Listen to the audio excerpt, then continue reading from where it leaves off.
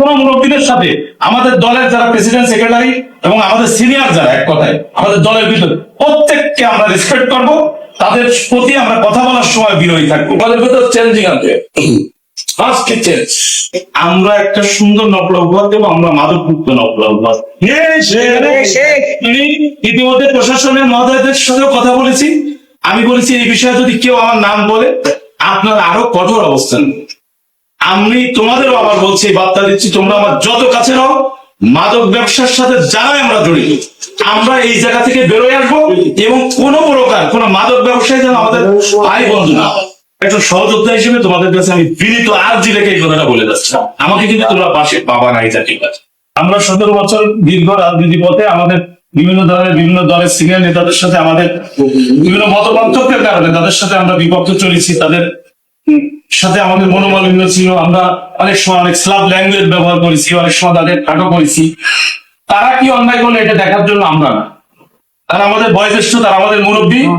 আরেকটা জিনিস, যে সকল সিনিয়র নেতৃবৃন্দ বিভিন্ন সময় আমাকে ধরো বিভিন্ন সময় আমার বিপক্ষে অবস্থান নিয়ে আজকে প্রশাসনের কাছে বিভিন্ন জায়গায় আমি করাপ্টেড হয়েছি, আমাকে খারাপ বানানো হয়েছে, কালকে থেকে নতুন সূর্য ওঠার সাথে আমাদের যেন নিয়তটা সহি থাকে, এরকম আমরা তাদের যেন এরকম কোনো বিপদ নয়, আমরা সেটা সজাগ থাকবো তাদের উপকারের জন্য। যে যা আমাদের সাথে হয়েছে, যে কাজগুলো আমাদের সাথে হয়েছে, সেই কাজগুলো যেন তাদের সাথে কখনো না হয়, সেই জন্য আমরা সবাই সজাগ থাকবো। প্রত্যেকটা মানুষের উপকার পাবো। আমাদের কোন মুরব্বীদের সাথে আমাদের দলের যারা প্রেসিডেন্ট সেক্রেটারি এবং আমাদের সিনিয়র যারা, এক কথায় আমাদের দলের ভিতরে প্রত্যেককে আমরা রেসপেক্ট করব, তাদের প্রতি আমরা কথা বলার সময় বিরোধী থাকবো। আমি 7 মাস জেল কেটে একটা জিনিস শিক্ষা অর্জন করেছি, সেটা হচ্ছে আমরা নপড়ায় আমরা কোনো শত্রু রাখবো না, সবাই আমাদের ভাই। নপড়া শুধু আমাদের নট অনলি বিএনপি, টোটাল অভয়নগরের প্রত্যেকটা মানুষ।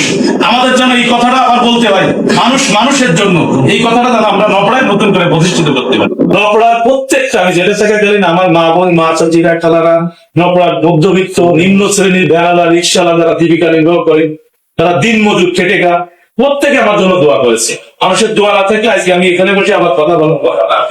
আমি বিভিন্ন দিকগুলোর সময় আমি অনেক সময় অসুস্থ, আমার মতো অনেক ছেলেরা জেলখানে আমার সামনে মোট 9টা স্ট্রাক করে মারা গেছে। আমি শুধু বলতাম, আল্লাহ আমার ধৈর্য দেব, আল্লাহ আমার ধৈর্য দেব, আমার জন্য এই পরীক্ষার থেকে আমি যেন ভেবে মানুষের সেবা করতে পারি, আমাকে সেই ধৈর্যশীল দিতে। আমি সবসময় আল্লাহর কাছে এই দোয়াটা আর সবসময় তওবা করতাম। আমার পেছনে নিশ্চয়ই কোনো ভুল, উপর আল্লাহ ভুল না হলে তার বান্দাকে সংশোধন করতে হয়। এই জন্য আমার কথা হচ্ছে কি, যে আমরা পেছনে গুলোকে শুধরে সামনের দিন যেন আমরা একটা সুন্দর নপড়া মানুষকে উপহার দিতে পারি, খুব সুন্দর একটা নম্র পরিবেশ সৃষ্টিতে আমাদের ভূমিকা বিরাজমান থাকে। এই দোয়া রইল।